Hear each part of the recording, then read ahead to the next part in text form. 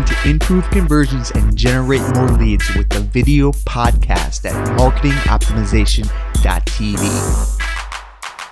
Hi, and welcome to Marketing Optimization with Docs of Science. I'm your host, Alex Harris, and today we're chatting with Carl from Lynda.com. How you doing? Good. How are you, Alex? Awesome. To get started, Carl, what is your definition of optimization and why is it beneficial? To me, optimization, it's one of those words that gets used all over the place, right? So it depends on if you're talking about search engine optimization or website optimization. To me, optimization is conversion rate optimization, using A/B testing and multivariate testing to further your conversion and revenue goals. So tell us a little bit about some of the conversion tactics that you do at Lynda.com. So primarily we're a subscription-based service. We offer courses and tutorials for people that are trying to learn anything from design to Excel, soft business skills like talking on podcasts. We cover everything. So we don't have like a real niche audience. We don't have one type of consumer. We have a lot of consumers, and it's subscription-based. So, number one, our goal is to let people know what it is, what we do, how we do it, and why we deserve their dollars each month. Primarily, we do that through traditional kind of conversion rate optimization. Our primary source of traffic is search engine optimization and organic. So we don't necessarily spend a lot of our focus on the traditional landing page optimization. We really focus in on how do we optimize the user's path. How do we decrease the time on transitional pages, increase the time on high impact, high converting pages, and do conversion rate optimization in that way. Yeah, well, I imagine Lynda's been around for a long time, and I'm sure everybody knows who Lynda.com is, who's listening to this, if you're listening to podcasts. But you probably have received a lot more competitors in the last couple of years, and the traffic's kind of a little bit tighter. Your pay-per-click budget's probably got a little bit heavier. So tell us a little bit about how you figure out the right ROI for your streams of traffic. Talking about ROI specifically, I think it's really looking at from a marketing standpoint, cost per acquisition, and like you mentioned, there's tons of competitors popping up every day, and they're usually very specific to a certain skill set, whether it be coding or whatnot. They don't cover the full gamut of skills that we do. So in some ways that's a disadvantage. In other ways, we also have incredible amount of resources that we can leverage to compete against them. But ultimately, what it comes down to is lower or increasing that conversion rate to lower that CPA, especially with a site that's built their traffic base organically and really built all their pages with search engine optimization in mind. When we did start getting into the paid marketing space, buying paid search, display, all those things, what became apparent is, the way you market to those two different types of traffic is very different. And what may work really great in SEO doesn't necessarily have the conversion rate you need to get you to that CPA that makes you competitive. So right now it's really about how do we customize the pages? How do we give an SEO page more of a marketing feel and allow marketing to have a few more controls over that page without necessarily getting in the way of search engine optimization? Mm-hmm. Yeah, so you mentioned that you try to isolate the traffic to certain areas of the site and then optimize it to maybe the type of user that's coming over. Can you explain that a little bit, how you may optimize the traffic to get the user to the right destination? Sure. Actually, there's an example of it right now. We have 3 pages on our site, or 3 types of pages that really get the bulk of our traffic and are really necessary to getting the user to understand what it is we are about. The first page is our homepage. our front-facing page to everybody who comes to the site. The thing we've done a really good job of is converting those people that know what they want right away, and not making them jump through a bunch of hoops. The thing that we are constantly trying to improve upon is getting the user to the right content that's answering the question they're looking for. Having so many courses, our number one challenge is, how do we make a page that can catch a various number of people, a huge number of people, and still effectively communicate the skills that they're looking for, knowing that we have a library of 2,500 plus courses that range from everything. So we do that first by making sure that whatever we touch on that non-member, or we call it our non-member homepage, but it's really our homepage, that we're keeping those conversions that for those people that convert immediately steady, while getting people to interior pages of the site quickly. The second page on our site is our category page, and that would be if you were looking for something broad like office topics or Photoshop topics. Those pages don't have much conversion value, because the user's not sure what, they're just looking at a list of courses. You can almost think of it like when you're surfing around YouTube. You're not really making a decision on what you want when you're looking at your listings. You're really searching the meat of the site from the video pages, right? And then our last pages are actual video pages.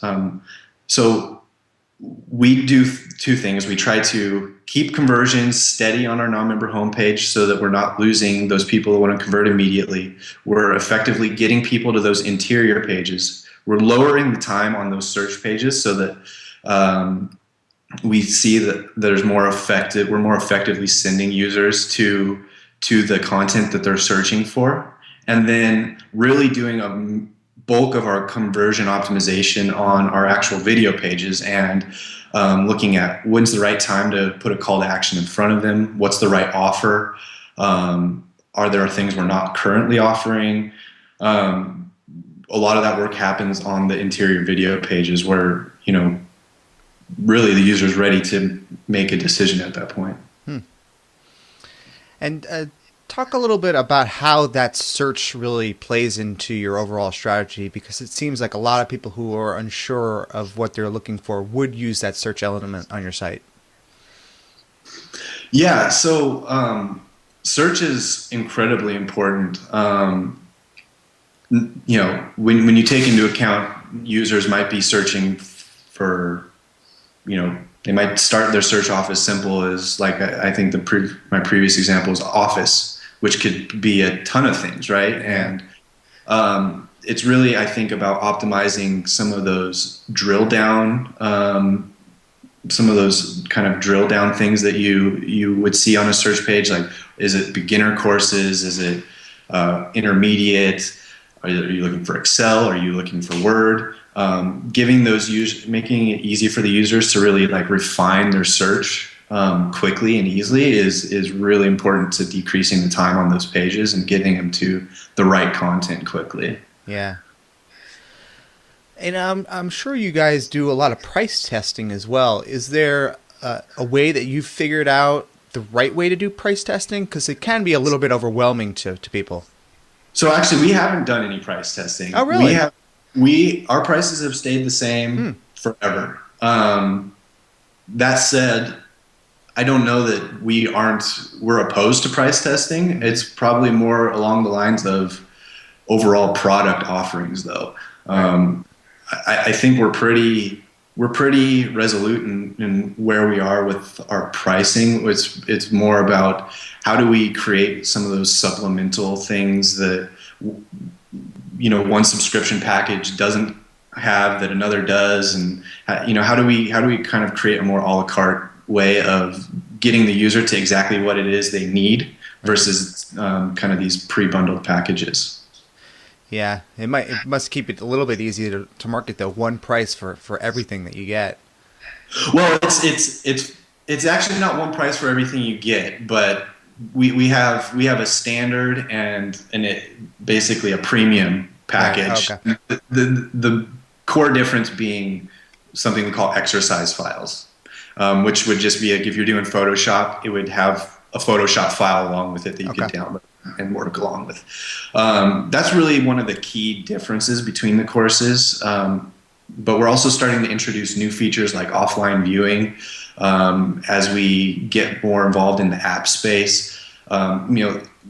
Creating more opportunities for users to watch the video on their iPad while they're doing the work on their laptop, those types of things. As we grow those kind of features, I think we'll definitely be looking at add-ons. So maybe you start on at the basic, but you want to slowly add on and work your way up to a more advanced package. Yeah. So let's talk about some tools that you guys use. What tools are you using to test, and are you using any heat map software or anything else that you'd like to share? Yeah, so Crazy Egg is always an awesome way to just get a good idea of what is the last thing the user's seeing on the page. What are the things that are generating the most clicks. Crazy Egg is really great for that. Right now we're using VWO primarily just to run the split tests. Our primary source of analytics is Google Analytics, the premium service or enterprise service. For us right now, really just having the easy functionality of VWO to split it and send the data to Google Analytics is all that we need. Architecting the tests with engineering. Right now, my role in the optimization team is a product owner. So I have a product team along with me that helps me build out all of the different things we test. Oh, cool. As we, it's a kind of a constant conversation that we have at the company is, VWO the right answer? Is there a need to go up to some of these more heavier tools out there? It's kind of an ongoing conversation that we're always having. And so far, Visual Website Optimizer has been great for us. It doesn't necessarily get us into test automation and those types of things, which we definitely as a group want to start doing more testing in an automated fashion. But for the most part, VWO just really kills it for us. Yeah. So I'm sure you've learned a lot from your tests. Is there a couple tips that you can share that maybe people can try on their own sites for testing or improving their conversion rates in general? Yeah. So the first one is test your headlines. It's amazing how many companies don't have marketing control over headlines, and it's almost a guaranteed win every single time. Yeah. I've never handed over marketing control of headlines or even just optimized headlines to be more in line with what marketing is doing and had a bad result. Yeah, totally. You might not always have a runaway success, but you're guaranteed to see some sort of lift every time you test headlines. Yeah, definitely. Any other tips? Yeah. Anytime you have multiple product offerings, one thing, the biggest lesson I've learned, I think, at Lynda.com is, just because you increase conversion rate doesn't necessarily mean you've increased profit, and really taking into account kind of the economics around how it is you convert a user, how long they last, the quality, keeping all of those metrics in mind anytime you do a test analysis, I think is major. You can't honestly go look your boss in the eye and say you have a win if you're actually losing $5 per user. You know what I mean? Yeah. So those types of analysis is just so important to do. Even though it feels like a win, you just got to dig just a little bit deeper sometimes and really confirm it. Yeah, I definitely know those scenarios where you think you have a win, but the analyst comes in and we're not making more money. Yeah, exactly. So you guys probably do a lot of optimization on the member side as well to try to improve that lifetime value, improve retention. What about some areas there? What are you trying to increase that lifetime value? Yeah, so really, what we find with our users is users who users who stay with us for more than 3 months really stick with us. So it's really important for us as a company to really make sure that we're getting the right level of engagement when we bring a new user in. Mm-hmm. The things that we're doing to make that easier is really making it easier for the user to find where they left off. In a giant library of courses like we have, it's really easy for users to do a search, find the course they want, and then maybe it's not so easy for them to jump right back to where they left off. Right. So testing things like bookmarking, course notes, just a more friendly, customized homepage when they log in. Mm-hmm. Those types of things really allow us to increase engagement. Other things that I think we're focused on right now are really building up the value of some of our supporting tools. I mentioned course notes. Just being able to put notes into your video and give it a kind of a timestamp of what part of the video this relates to. All right. We have a really cool kind of transcript feature that kind of highlights what the author is reading and just kind of scrolls. So it's not like caption; it's in its in its own separate section. You could read the whole transcript by itself. I think continuing to add features like that add value and help the user engage with the videos is very important. And those are some of the things we're working on. Yeah, as people finish courses, are you collecting some qualitative data, some surveys, and getting that feedback? Yeah, so we do it on and off. We don't necessarily have a set strategy right now. We kind of have the generic catch-all form, like rate this course. At times when we're testing new subject areas, new areas of interest that our users have kind of conveyed to us, then we'll do something a little bit more intensive and maybe even reach out to some actual users and ask them if they're open for an interview, those types of things. But yeah, that kind of information is definitely very huge in terms of determining what it is we're going to test next. Right. And actually, I guess to that same end, we work really closely with, or we're trying to work really closely with customer service. It's amazing having come from the lead gen industry and customer service kind of being the department you didn't want to talk to something that's very consumer focused and actually have active, engaged customers. I never realized what a resource I had been missing out on in customer service. Just talking to them about what are some of the pain points that come up commonly on the website. What are some of the issues that actual people are telling us about, and continuing to build that relationship, as well as creating kind of a plan with customer service so that when we are testing things like the homepage or things that are very visible, like letting customer service know what is testing, how does A/B testing work, how can they force themselves into one experience versus another if the user's having an issue, those types of things. Those have all been like hugely helpful things in coming up with new ideas and new areas of its site to test on. Yeah, I certainly remember that when I used to work at my .com, and I used to go sit on the customer service calls to hear what their pain points were. What exactly did you not understand when completing that the credit card registration? Exactly. Yeah. Yeah.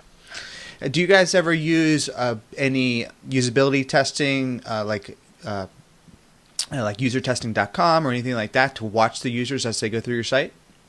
Yeah, we actually have a couple dedicated user testing resources. Oh, okay. So even going beyond the usertesting.com and actually kind of digging into segments of our members and putting up user groups together, but primarily our UI team, when they're doing discovery on a new design or something like that, they will use usertesting.com to get feedback. And it's I love usertesting.com because it gives me so many great ideas. I mean, you hear the craziest things in those videos, and it's always great ideas. Yeah, definitely. The one thing that I fall in the trap, one trap I fall into with those though is I have a tendency to really hang on to, the more forceful speaker's words. And so sometimes I don't know if I'm really getting like a fair representation of how our actual user base feels. But that just might be me personally. I definitely have a tendency. I notice that. Well, cool. Well, let's take a second and tell people about Lynda.com, what you guys offer, and all that. Sure. Yeah, Lynda.com is. They probably would hate me for saying it, but it's really a kind of a self-directed learning site. It's a way for you to increase, whether it's professional skills, personal skills, pretty much anything. I mentioned some of the courses already, but we have everything. I mean, music theory, negotiation skills, podcasting, pretty much anything you can think of. Actually, that's not true. You guys could probably think of stuff. But we have about 2,500 or more courses. We have well over 2 million members right now, and our library is continuing to grow. We're hoping to add, a really big number of courses this year. But more importantly, we're trying to create courses that are more in line with what our users are interested in, and really creating content that is generating buzz on the internet. A couple categories that we kind of have light coverage in, or don't necessarily even have them broken out in their own categories, like IT stuff, IT services, database setup, things like that. So we're going to expand into categories like that. But it's a really great way for you to learn some new skills and post some badges up on your LinkedIn page about all the cool stuff Very cool. Well, let's one more question. What would be one thing that web designers or web marketers, they can really do to really take their website or the conversion rates to a new level? Just be bold in your tests. Sometimes you have to run a granular test because you need to know a really specific data point, but don't shy away from big design changes if that's what your page needs. It's really hard to get there if you're going to test it one button at a time. Sometimes you just need to take a risk, and in a world where we quantify risk with statistical confidence, that can be a scary thing, but you just got to do it. You just got to take a risk sometimes, and you'll be much more successful if you do. I believe that. Definitely test for impact. I've definitely noticed that as well. Yeah. Awesome. Well, let's close by telling people how they can find out more about you. You find me on LinkedIn. My name's Schoenleber. If you need to contact me, get a hold of me at cschoenleber@lynda.com. I'm happy to answer any questions people have, and hit me up on LinkedIn or sign up for lynda.com, and maybe I'll see you in user tests in the future. Cool. Thanks a lot, Carl. Thanks, man.